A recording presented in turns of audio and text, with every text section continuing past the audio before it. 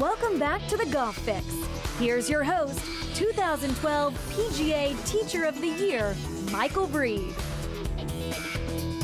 And that's the friendly face of Jeff Coston. Jeff, thank you so much, my friend. Simiyamu is where you are with the Jeff Coston Academy is? I've been there 19 years, going for 19 more. Yeah. Now listen, let's talk about the Senior PGA Championship. That was a nice little day for it. Nice. 4 days, right? I'm glad I was there 4 days, you know, because got to get to the grocery store. Yeah, and you came away with some nice crystal too, right? That's right, exactly. Yeah. All right, listen, everybody wants to hear about how to get rid of their slice, right?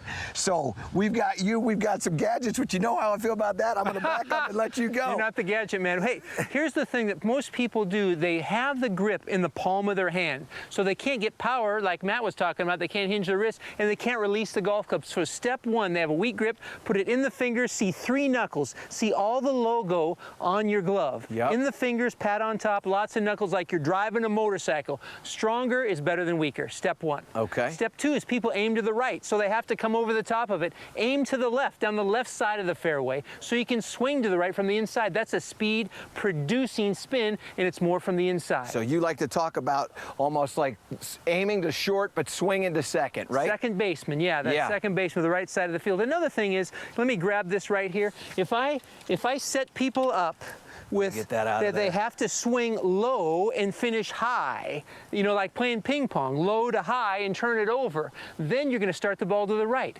If I just swing my arms, Mike, if I just swing my arms back and forth and swing low and get some depth in my swing, that club will release, especially with my grip, and I have mass on the end of a fulcrum. It wants to turn over. Okay, so let's see you hit a shot here. Man, all right? I don't know if I can do that. No, I'm just kidding. I put it on a tee. I call this a swing station right here, and put it on a tee because you have to put it in the same spot every time. Okay. So here's the key. Strong grip, chapter 1. Aim down the left side, chapter 2. Swing low, chapter 3. Now it's twist your knuckles to the ground so you let the club release. You're talking about your lead knuckles, correct? Yes. The lead knuckles, the logo, your watch, twist it to the ground. Swing your arms down, twist it to the ground. That's step 4. So you waggle like we've talked about before. You twist your knuckles to the ground. And then that draws. Look at that thing draw. Go in the hole. Go in the hole. Take 2 of these and call me in the morning. And now tell me a little bit about grip pressure. Matt talked about grip pressure. He said it was about a 3, maybe a 4.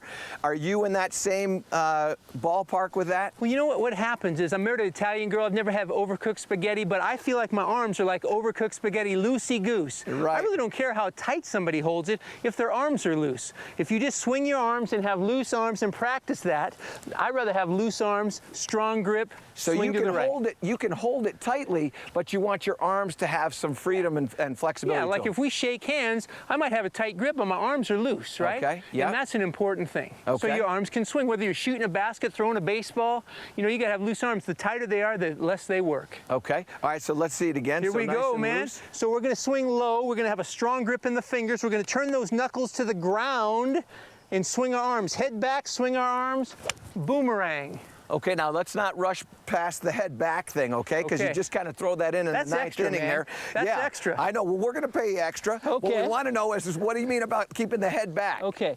Well, what happens is if somebody moves their upper body forward, the club goes left and they can't draw it. They slice it. It's a speed reducing spin, as my friend Mike Adams would say, okay? So if you keep your head back, it also helps the club release. Strong grip, swing low, finish high.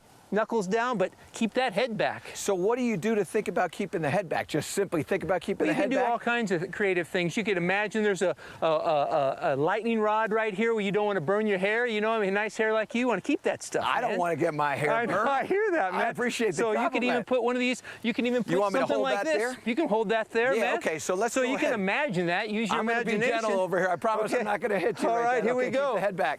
Knuckles down, go to town. Yeah. That's a nice one. I like that. Knuckles down, go to town. Let's do that again. Man, oh man. You're hitting a lot of shots. And by the way, Lewis, I don't know if you can see this or not, but maybe you can get it. You can see the path of that golf club. You can see how the divot is going out to the right, so the energy is being driven through the ball towards second base. Just like, I love teachers that do what they say. All right, let's go at it again. I'm going to hold this up here like this. All right, you got it. You don't. This is a nice. I love these swim noodles. That's my grandson's, man. Yeah. He's drowning right now. Grandson? Okay. Yeah. You're not old enough to have a grandson. I got 4 of them. I got 4 of them, man. Here we go. Head back, arms straighten, knuckles down. Woo!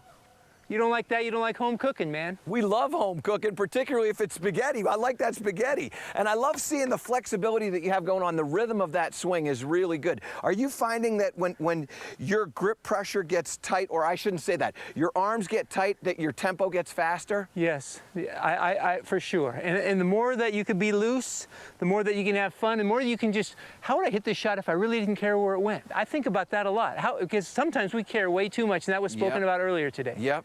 So now, let's take all this stuff out of here. Okay, man, without my training wheels, man, listen, we got to let you jump in the pool without your swim noodles and your floaties and all that stuff. All right, even without a tee, I can do it. We're going to take this away, too. Woo! In fact, no, I'm going to let you keep that one. I was thinking I might take that back. I love that grip, by the way. Don't you love those? I do. I really do. I'm old school, but this changed me. No question about it. Okay, so what are you thinking about now to keep this low? I know you said keep it low. What are you thinking about? Are you thinking about your arms staying under your shoulder or something like that? That's a really good call. What I imagine is if I turn my pivot, my hips and my chest, that automatically makes me lower. I can imagine a wall back here, and I got to turn my pivot, my chest, arm, shoulder. I don't have to move back. I can just turn, and I could touch a wall. And I have a wall at my golf academy. You know what I mean? Gotcha. So if I touch the wall, that gives me depth to my swing, so I could swing to the right. And that's what amateurs need to do also. Turning their pivot, then their arms. What most amateurs do, they swing their arms, then turn their pivot, the opposite. All right, let's show one here. Okay. We got to head to a break, but I want to make sure people get to see this I need a break, swing. man. I'm a grandpa. I've hit 4 balls already. Some water. All right, here we go.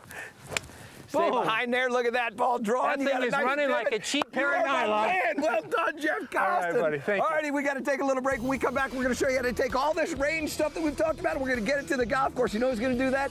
Jerry.